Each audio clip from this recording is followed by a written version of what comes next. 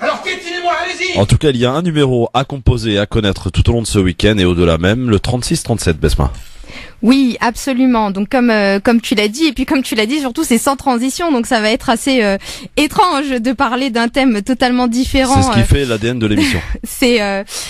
Donc oui, comme vous le savez tous, il y a le Téléthon qui démarre. Le Téléthon, c'est le 36-37 c'est un numéro qu'il faut composer pour pouvoir aider au financement de la recherche pour les personnes qui sont atteintes de maladies rares. C'est un week-end qui est extrêmement important parce que c'est hélas un petit peu le seul week-end où on pense aux personnes qui sont atteintes de maladies rares. On a les journées de la femme, on a plusieurs journées qui sont mises en place et on a le week-end des personnes atteintes de maladies rares et c'est ce week-end qui arrive en même temps que ce week-end annoncé comme étant noir. Donc j'ai pas encore commencé mon avis tranché, Christophe, mais là je vais le commencer. J'étais obligée de faire cette petite introduction parce que comme je disais, donc oui, les maladies rares, c'est 2 jours dans l'année où on va en parler.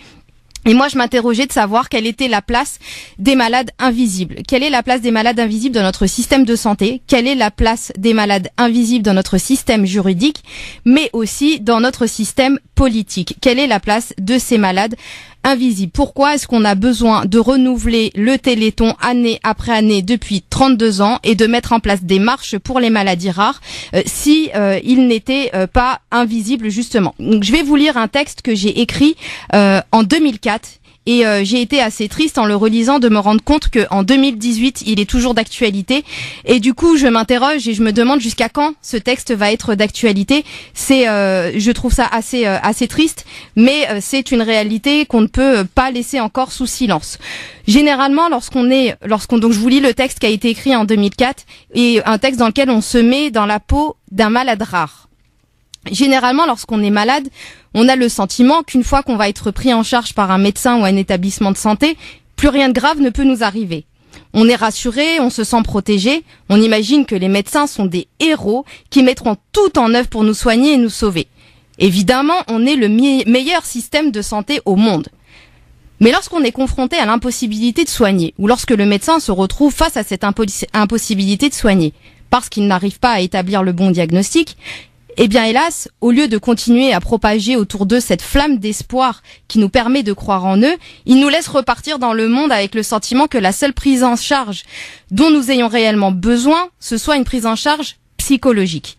Ils brisent alors la relation de confiance qui était établie, seulement le problème est que cette confiance n'est pas uniquement brisée face au monde, pas face aux médecins et à l'équipe médicale qui a échoué, mais aussi face à l'ensemble du corps médical en général. Les médecins ont du mal à admettre qu'ils ne puissent pas établir le diagnostic, étant donné qu'ils sont censés avoir le savoir. Un médecin a le savoir et les compétences.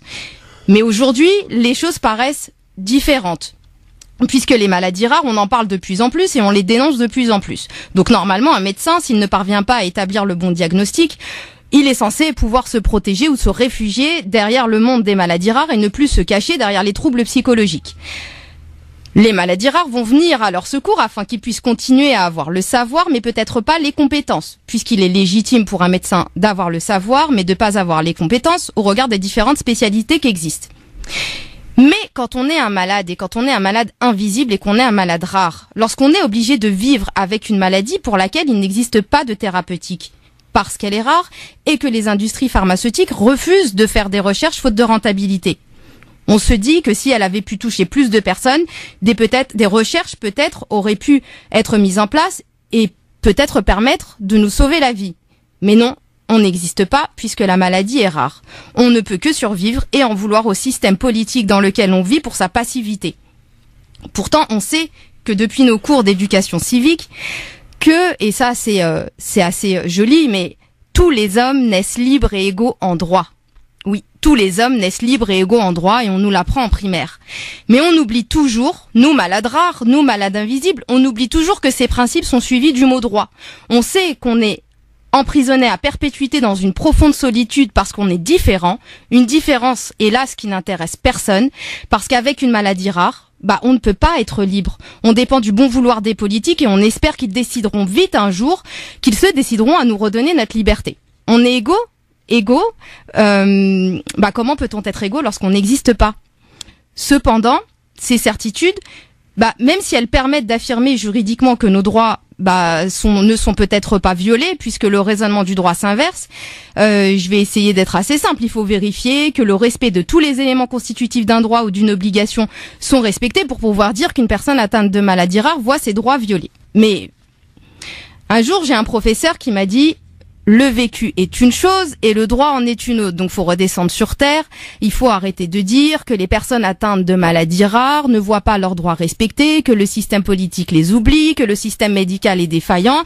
La réalité est une chose et le droit en est une autre. Eh bien, moi, j'ai envie de dire à ce professeur, non, je suis désolée. Les droits fondamentaux des malades, les droits fondamentaux du malade rare, sont respectés. Mais il est nécessaire que toutes les personnes au service du monde médical aient une attitude adéquate. Ils doivent garder à l'esprit que les malades rares existent. Les malades rares ne sont pas des malades invisibles, ce sont des malades qui existent. Et le plus souvent, c'est cette attitude qui va faire défaut, parce que le droit n'abandonne pas les malades souffrant de maladies rares, bien au contraire, puisqu'ils bénéficient des mêmes droits que ces personnes atteintes de maladies fréquentes. Mais les efforts restent à faire, et c'est le système qui nous oublie.